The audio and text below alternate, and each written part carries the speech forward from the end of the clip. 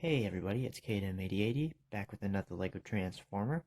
This time, straight from the G1 cartoon, it's Soundwave.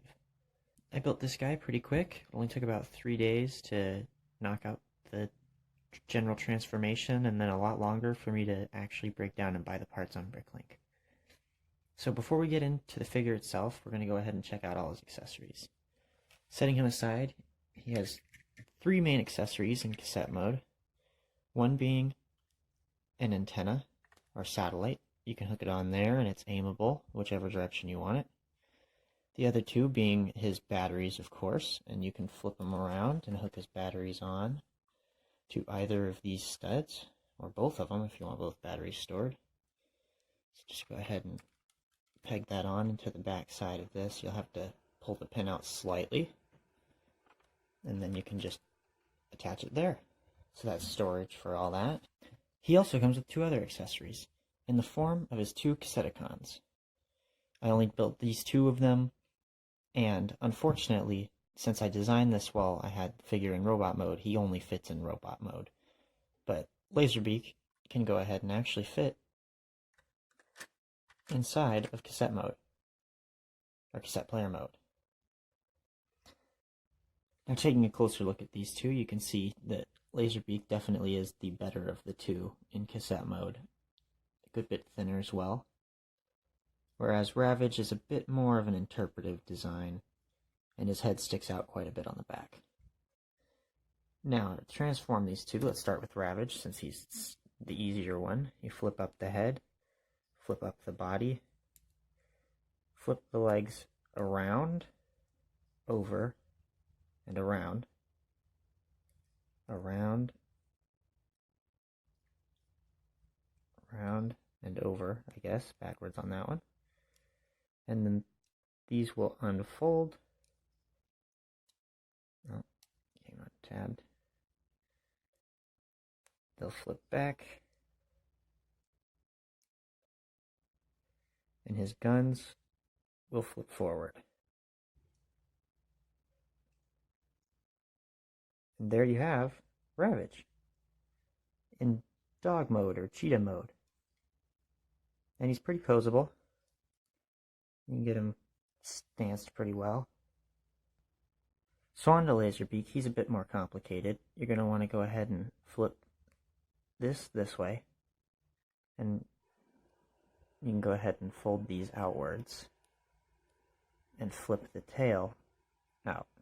At this point, you can fold this piece down and spin it around. You can go ahead and flip these up and then fold these pieces out and down, out and down. Now this part is probably the hardest just because of stud friction. You want to flip this piece as far forward as you can. And then we'll fold out the wing, flip this up. There we go. The wing will line up with the tip of the gun. We'll do the same on the other side. It's just push this around in that stud. And then the wing folds out, lines up with the gun. Flip this up and fold the gun back. You can go ahead and bring his head down, and there you have him. Now let's go ahead and get these 2 out of the way.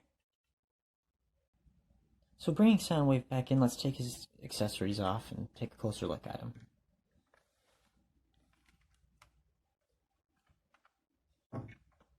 So you can see on the back, I tried my best to get it as clean as possible. There's still definitely some kibble there, but as little as is physically possible to have. The top is very clean. The sides are pretty clean, and the front is very clean. Okay, so let's start with transformation. First thing you want to do is spin them around.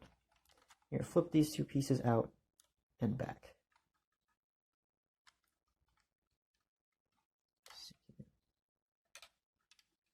The next step is going to be trying to get a fingernail under one of these so that you can fold at least these two up. So you can get that out of the way. But let's just go ahead and do all of them for now.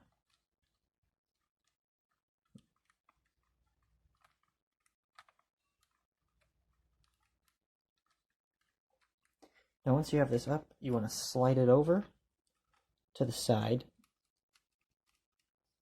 And then you want to flip this piece out. And you can go ahead and leave it there. Now at this point, let's go ahead and bring him back up, and you can see his head there. We'll flip that out. We'll take this piece, push it back in, and then fold these pieces in.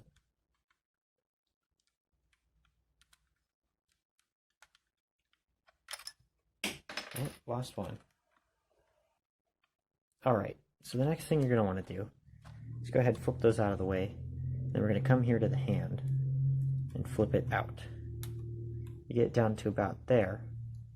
And hopefully without getting it off kilter. Rotate it out straight, and then just straighten it into the slot. The other one's a bit easier because the hinge is not as tight. You can go ahead and rotate that, get it in. Then we can go ahead, come up here, and untab the legs right here. Come do that same thing on this side. And then you go ahead and rotate that out as you spin it down. We'll go ahead and get them both out to the side like that for now. Coming around to this side, we'll go ahead and slide these pieces outwards. You want to rotate it up a little bit so you can just get it right around without it falling off. Do the same on this side. Bring it out, back, and around that piece. Oh, lost the arm. Then you can go ahead and flip these up.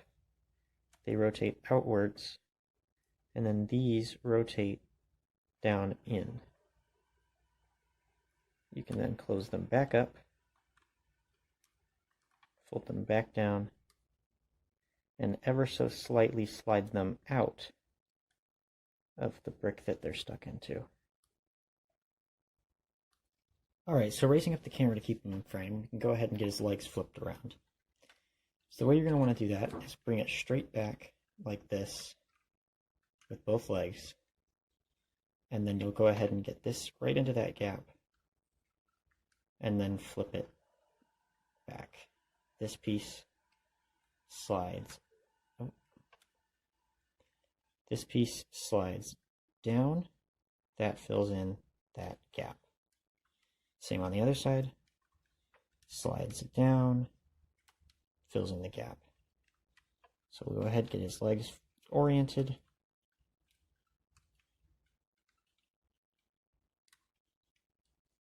Now let's move on to the feet. The way you're going to want to have do these is you rotate these pieces sideways on both,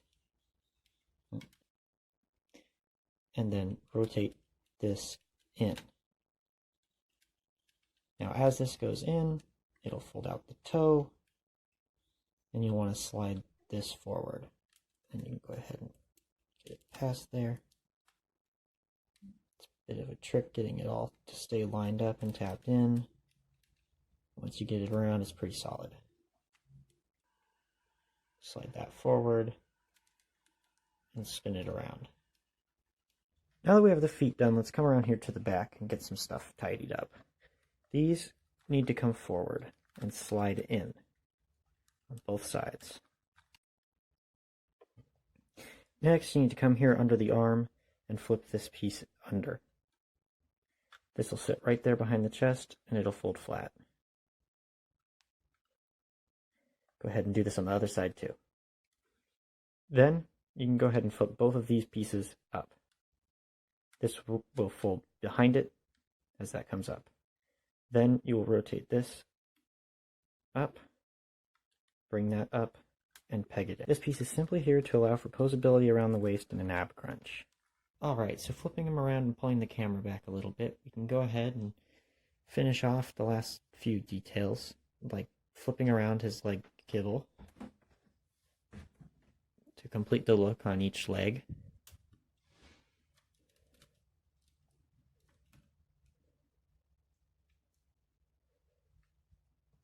And then sorting the arms. Flip that part of the arm forward, this part around. This becomes the front of the arm. Go ahead and turn the thumb forwards. Flip that up. We'll rotate that piece down. Bring that around.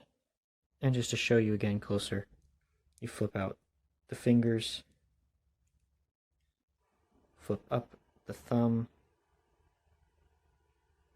And flip around the hand.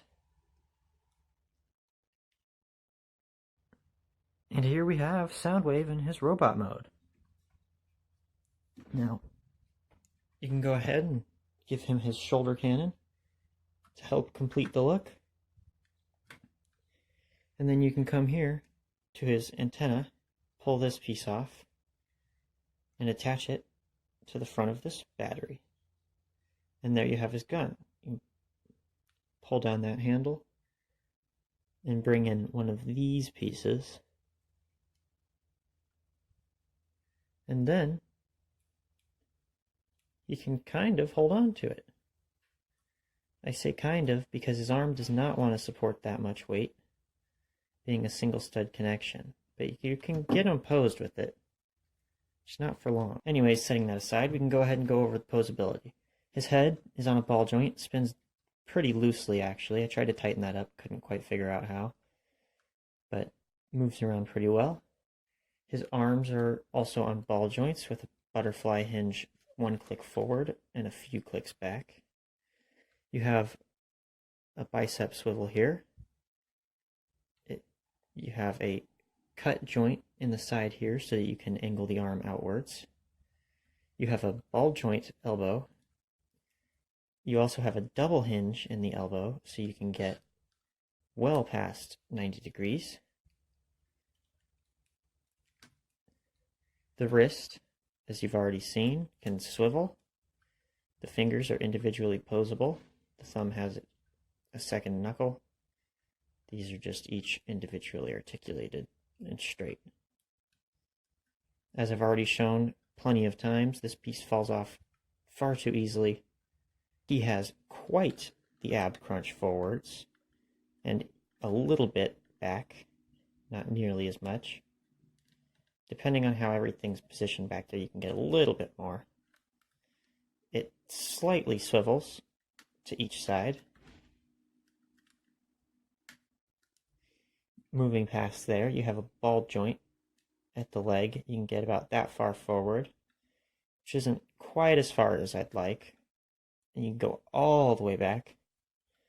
The knee, you can bend 90 degrees forwards, a good ways backwards too, just from the nature of the transformation. There goes both his arms. Again, like I said, that joint is far too loose. I'm still trying to find some sort of alternate solution, potentially. Getting those reattached, we can go on to the last bit of articulation, which is his ankle. He has a little bit back, he has a lot forwards, a little bit back, and depending on exactly how you position it, you can get a little more forward on a toe tilt. So that's it for articulation. He has one extra feature I haven't quite shown off, and that's his cannon hand. You can go ahead and take his hand off and use the rest of the part from his satellite dish to hook on as a cannon. I'm not certain if this was in the cartoon at all, but there was a statue that I based this figure on primarily when building it, and it had the cannon hand as an option, so I figured my figure also should. You can go ahead and then get Laserbeak posed up on his shoulder, have Ravage standing under him, And there you go. There's Soundwave. I hope you guys enjoyed. This has been another Transformer by KDM8080. See you next time.